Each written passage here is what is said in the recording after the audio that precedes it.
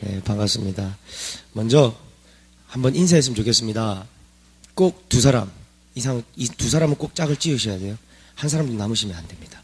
자, 옆 사람을 쳐다보십시오. 자, 눈을 꼭 마주치셔야 돼요. 눈 3초 이상 마주치시고 인사하겠습니다. 사랑합니다. 사랑합니다. 자, 눈을 마주치십시오. 중고등부 괜찮아. 지금 괜찮아. 부담스러워하지 않아도 돼. 자, 이번엔 다른 사람과 함께, 다른 쪽 사람과 함께, 반대편 사람과 함께, 다른 사람, 했던 분 안 됩니다. 다른 사람과 함께. 자, 얼굴 쳐다보시고, 눈을 마주치시고, 인사하겠습니다. 사랑합니다. 네. 우리 한길교회 가운데 하나님의 사랑이 넘치기를 소원합니다. 경상도 남자의 특징을 나타내는 대표적인 세 마디가 있습니다. 밥도, 아는, 그렇죠. 자자. 맞습니다. 이 말은 경상도 남자의 무뚝뚝함을 나타내는 이야기입니다. 또 이런 말이 있습니다. 척하면 알아들어야지. 이게 무슨 소리입니까? 눈치껏 알아들으라는 이야기입니다. 그런데 어떻게 표현하지 않고 이야기하지 않은 것을 우리가 알 수 있을까요? 표현을 해야 알 수 있는 것입니다. 힘들다면 힘들다고 이야기하고, 즐거우면 즐겁다고 표현하고, 사랑한다면 사랑한다고 표현을 해야 상대방은 알 수 있습니다. 오늘 읽은 본문을 보면 자신의 사랑을 표현하고 있는, 사모하는 마음으로 편지를 쓰는 한 인물을 볼 수 있습니다. 바로 바울입니다. 바울은 감옥에 갇혀 있으면서도 빌립보 교회로, 빌립보 성도들로 인하여 감사하며 기쁨을 표현하고 있습니다. 예수 그리스도의 복음으로 인하여 그들이 변화되고 복음을 위하여 함께 동역하는 것에 감사하는 것입니다. 옆에 있는 성도들로 인하여 감사하고 그들에게 기쁨을 표현하고 계십니까? 바울은 지금 감옥에 갇혀 있는 상태입니다. 자신의 상황을 걱정해야 할 판에 빌립보 성도를 생각하고 있습니다. 이러한 바울에 대해서 오늘 성경은 그리스도의 심장으로 빌립보 성도들을 사모하고 있다고 이야기합니다. 주님의 마음으로, 주님께서 자신을 사랑한 것 같은 마음으로 빌립보 성도들을 사모하고 있다고 이야기합니다. 우리 또한 그리스도의 심장을 가지고 서로 사랑해야 할 것입니다. 그렇다면 어떻게 서로 사랑할 수 있을까요? 첫째는 인사하는 것입니다. 오늘 본문 1절과 2절을 보면 바울 서신에 바울이 쓴 성경들의 일반적인 특징들이 나타납니다. 자신에 대해서 소개하고 그리고 편지 받는 사람에 대해서 이야기하며 은혜와 평강을 구하고 있습니다. 한마디로 인사하고 있는 것입니다. 잘 지내지? 앞으로 더 건강하고 잘 지내. 바울이 이와 같이 이들에게 인사할 수 있는 이유는 무엇일까요? 바로 서로 아는 사이이기 때문입니다. 복음으로 인하여 주 안에서 한 형제, 자매가 된 것입니다. 바울은 전도여행 당시 빌립보에 들렀고 이 가운데 예수 그리스도의 복음을 전합니다. 그리고 선포합니다. 주 예수를 믿으라. 그리하면 너와 내 집이 구원을 얻으리라. 이 말씀을 전할 때 빌립보 성도들은 이 말씀을 받아들이고 주 안에서 한 몸, 형제, 자매가 된 것입니다. 바로 아는 사이가 된 것입니다. 모르면 우린 인사할 수 없습니다. 모르는 사람의 편지를 쓴다. 그것은 어려운 이야기일 것입니다. 하지만 빌립보 성도는 주 안에서 한 형제요, 자매이기에 바울은 그들에게 편지를 쓰며 인사할 수 있던 것입니다. 지금 우리의 모습은 어떠합니까?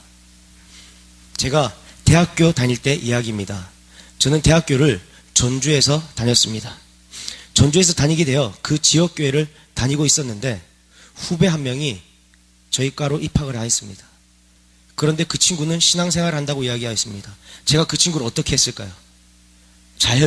자연스럽게 교회로 데리고 갔습니다. 그리고 그 교회에서 청년회장과 이야기하는 중에 그 후배와 그 청년회장이 같은 지역 사람이었다는 것을 알게 되었습니다. 그리고 심지어 같은 교회를 다녔다고 이야기를 하고 있었습니다. 근데 더 나아가서 그들의 부모님이 누구인지 서로 알고 있었습니다. 그런데 그 둘은 알았을까요? 몰랐을까요? 몰랐습니다. 알았다면 제가 이야기를 안 했겠죠. 둘은 모르고 있었습니다. 한 교회 안에서 서로 모른다. 지금 이 시대의 교회의 모습입니다. 주 안에서 한 형제요, 한 자매가 되었는데 서로 모릅니다. 제가 서울 모 교회에서 예배를 드린 적이 있습니다. 아주 큰 교회입니다. 제가 그 교회 출신이기도 하고요. 여의도 쪽에 있습니다. 그 교회에서 예배를 드렸습니다. 상당히 큰 교회였습니다. 그런데 예배가 마치면 서로 먼저 나가기 바쁩니다. 근데 사람이 워낙 많다 보니까 나가다 보면 서로 부딪힐 수 있습니다. 부딪히면 저 같으면 어떻게 할까요? 죄송합니다. 그런데 그들의 반응은 어땠을까요? 부딪혔을 때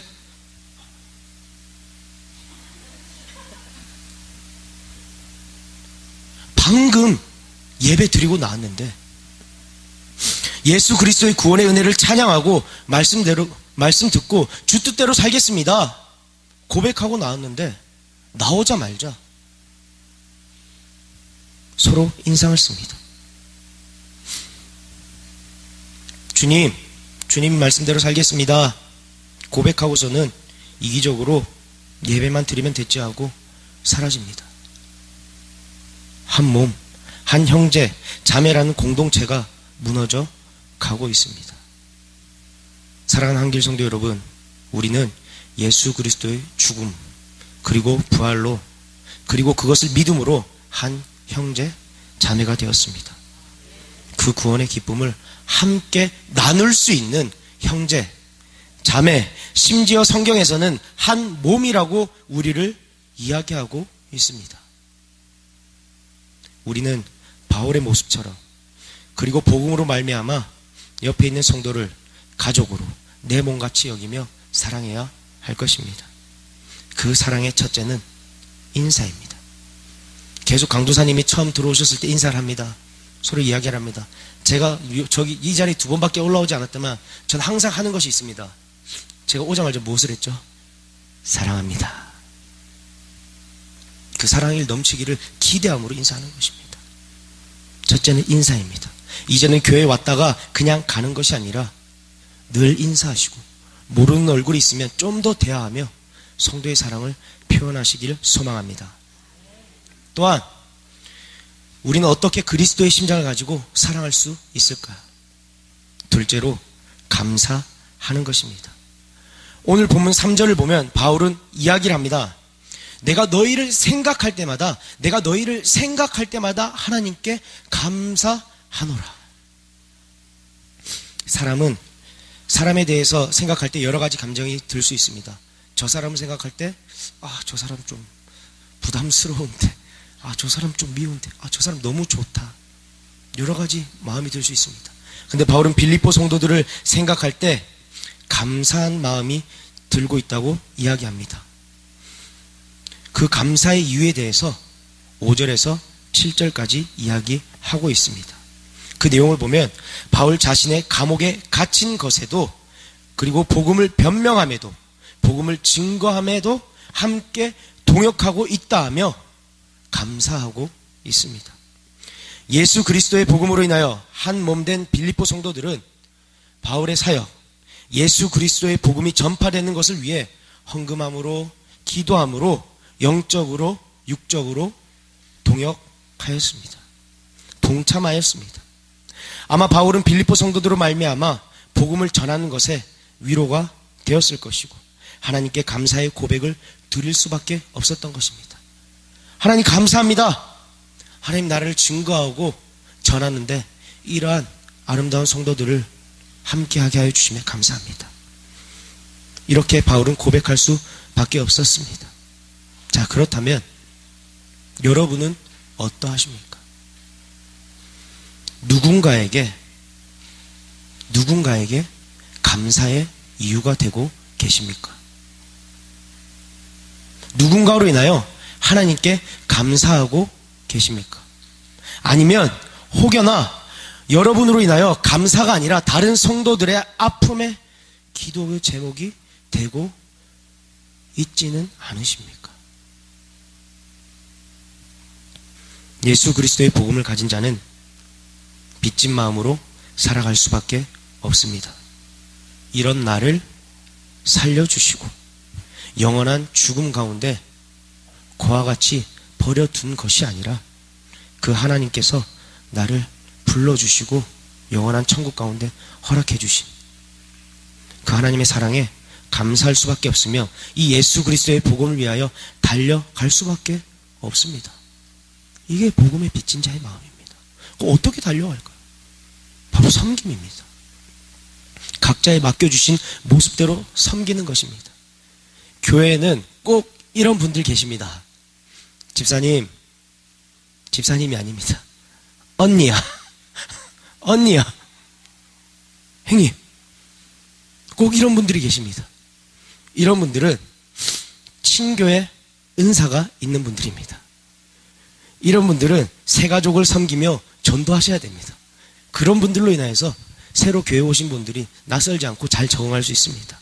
또한 가르침의 은사가 있는 분들은 교사로, 찬양의 은사가 있는 분들은 찬양으로. 막간을 이용해 광고를 좀 드리고 싶습니다. 제 어린이부에 교사가 필요합니다. 아멘. 가르침의 은사가 있다. 난 복음을 빚진 자다. 혹여나 주일학교를 돕고 싶다. 주저하지 마시고 저와 교사들에게 연락 주시기 바랍니다.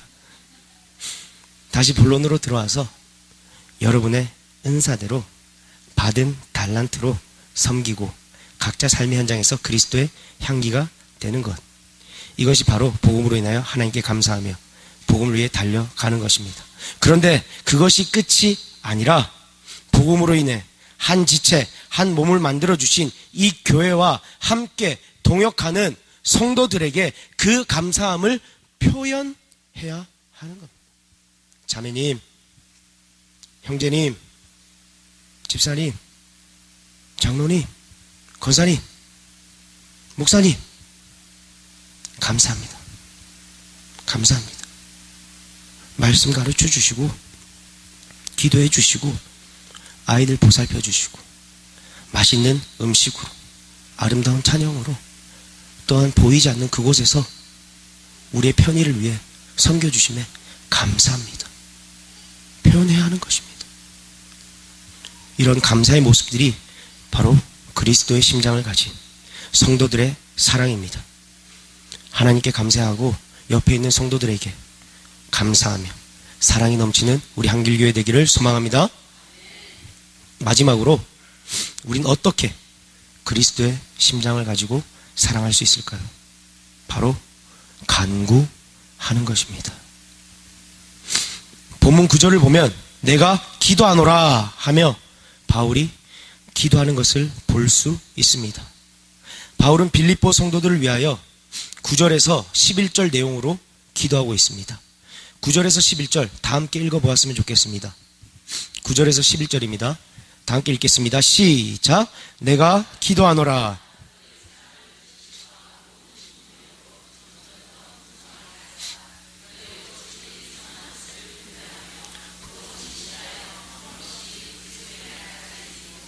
예수 그리스도로 말미암아 의의 열매가 가득하여 하나님의 영광과 찬송이 되기를 원하노라. 아멘. 무엇을 기도하고 있습니까? 바로 사랑이 풍성해지길 기도하고 있습니다. 예수님께서는 마태복음 24장에 말세에 대해 이야기하면서 불법이 성함으로, 말세에는 불법이 성함으로 많은 사랑이 식어지리라. 말세에는 많은 사랑이 식어진다 이야기하고 있습니다. 지금 우리가 살아가는 때가 말세입니다. 주님 오시기 그 전까지가 말세죠. 많은 사랑이 식어진다라는 것입니다. 바울은 이것을 기억하고 있었고 많은 교회들이 거짓 사상, 거짓 율법의 문제로 분열되는 것을 보고는 하나님의 사랑, 이 기초가 빌립보 교회 가운데 풍성해지길 기도하고 있습니다. 이 하나님의 사랑은 하나님에 대한 지식이 없으면 알 수가 없습니다. 성도들은 성령과 말씀을 통해 하나님의 사랑을 알게 되어지고 이때 그 사랑이 풍성해지는 것입니다. 또한 이 사랑에 분별력이 있어야 함을 바울은 간구하고 있습니다. 하나님의 말씀으로 하나님에 대한 지식으로 악한 것과 선한 것 그리고 중요한 것과 중요하지 않은 것을 분별하는 것을 간구하고 있습니다. 그래서 결국에는 주님 다시 오는 그날까지 주님 다시 올 때에 하나님의 사랑으로 이 빌립보 교회가 허물 없는 하나님께 칭찬받는 교회가 되게 해주십시오. 하나님 이 교회 지켜주세요. 하나님의 그 의의 열매가 가득하도록 이 교회 지켜주세요. 기도하고 있습니다. 바울은 빌립보 성도들을 생각할 때마다 하나님께 감사하며 간구하고 있습니다. 성도들의 가장 큰 사랑의 표현은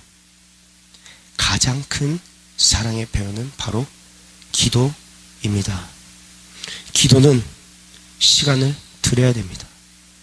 시간을 내지 않고는 절대로 기도할 수 없습니다. 그리고 기도하는 대상, 기도하는 사람에 대해 그 상태를 알고 있어야 됩니다.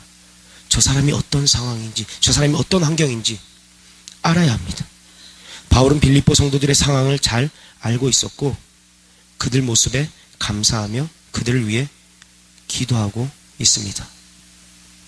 우리 사랑하는 사람의 모습을 한번 상상해 보겠습니다. 사랑하는 사람의 모습. 사랑하는 사람이 생기면 어떤 변화가 일어납니까? 자꾸 보고 싶습니다. 자, 지금 집사님들 공감을 못 하시는 것 같은데 20년 전 내지서 한 40년 전까지 전을 잠깐 생각해 보겠습니다. 가장 뜨거웠을 때, 가장 그 사랑이 뜨거웠을 때. 자, 과거로 돌아갔다 생각하고 사랑하는 사람이 생겼다. 그분을 볼 때 어떻게, 그 대상에 대해서 어떤 생각이 드십니까? 자꾸 보고 싶었을 것입니다. 그리고 그 사람이 원하는 것들을 다 해주고 싶어 합니다. 심지어 연인들은 이야기하죠. 저 하늘에 있는 별도 따다 줄게. 죄송합니다. 너무 올드했어 그냥. 아무튼 모든 원하는 것을 해주고 싶어 합니다. 늘 연락하며 어떤 상태인지 궁금해하고 무엇을 좋아하는지 무엇을 싫어하는지 알고 조심하려 합니다. 부모와 자식 간에도 마찬가지입니다. 부모님들은 어릴 적부터 자녀들을 보면서 무엇을 좋아하는지 무엇을 싫어하는지 다 알고 있습니다. 그런데 이 아이들이 청소년이 되며 배반을 합니다. 엄마가 나에 대해서 무엇을 아는데 참견하지 말라니까. 내가 알아서 할게. 아빠 그러지 마. 내가 알아서 할게요. 다 경험하셨을 겁니다. 저도 그랬고요. 그런 말에 속은 상하겠지만 그래도 부모님은 그 자녀가 무엇을 원하는지 궁금해합니다. 그리고 그 필요한 것을 채워주기를 소망합니다. 왜요? 사랑하는 그 자녀가 사랑하는 사람이 잘 되기를 원하기 때문입니다. 바울은 빌립보 성도들을 사랑하였습니다. 그래서 그들의 모습을 기억하였고 그런 그들에게 필요한 것, 그 모든 것들이 채워지기를 소원하였습니다. 그래서 가장 좋은 방법, 가장 현명한 방법을 선택합니다. 바로 기도입니다. 하나님께 간구하는 것입니다. 온 우주 만물을 지으시고 통치하시는 그분께, 그 하나님께 간구하는 것입니다. 사랑하는 빌립보 성도들을 위해 자기 시간을 내어 바쁜 가운데 기도합니다. 바울은 지금 감옥에 있는 상태입니다. 자기 몸 하나 추스리기도 힘듭니다. 정신이 없습니다. 자기도 어떻게 될지 몰라 두려울 텐데, 우울해하고 있어야 할 것 같은데 기도합니다. 기도할 수 있는 상황이 분명히 아닌데 빌립보 성도들을 위해 기도합니다. 빌립보 성도 또한 그런 바울을 위해 기도합니다. 서로 동역하며 기도합니다. 우리는 이 모습을 기억해야 합니다. 우리는 습관적으로 또는 예배 시간에 상투적으로 한 번씩 인사하기도 합니다. 아까 제가 했던 것처럼 좌우를 보고 인사하겠습니다. 사랑합니다. 근데 이거 나쁜 것이 아닙니다. 나쁜 것이 아니죠. 인사해야죠. 아까 처음에 얘기했지 않습니까? 그리스도의 심장을 가진 사람 인사하고 서로 관심을 가져야 된다. 그런데 우리의 사랑, 그리스도인들의 사랑은, 그리스도의 심장을 가진 사랑은 거기서 멈추는 것이 아닙니다. 좀 더 나아가야 합니다. 어떻게 나아갑니까? 복음으로 하나님의 사랑이 빚진 자 된 우리는 서로를 위해 기도하는 것입니다. 기도하는 것입니다. 자기 시간을 내어 그 사람을 생각하며 어떤 문제가 있진 않은가, 어떤 고통 가운데 있진 않은가, 경제적으로 어렵진 않은가 살피며 기도하는 것입니다. 이것이 예수 그리스도의 심장을 가지고 사랑하는 방법입니다. 말씀을 마무리하도록 하겠습니다. 오늘날 우리는 너무나 이기적이고 개인적인 사회에 살아갑니다. 우리는 분명히 세상 속에, 이 세상 속에 살아가는 그리스도인이 맞습니다. 그런데 이 세상에 속하여서 융화되는 것이 아니라 이 세상에 빛이 되어야 합니다. 그런데 우리는 세상 사람들과 마찬가지로 너무나 이기적으로 나만, 나의 가족만 생각하며 살아가고 있진 않습니까?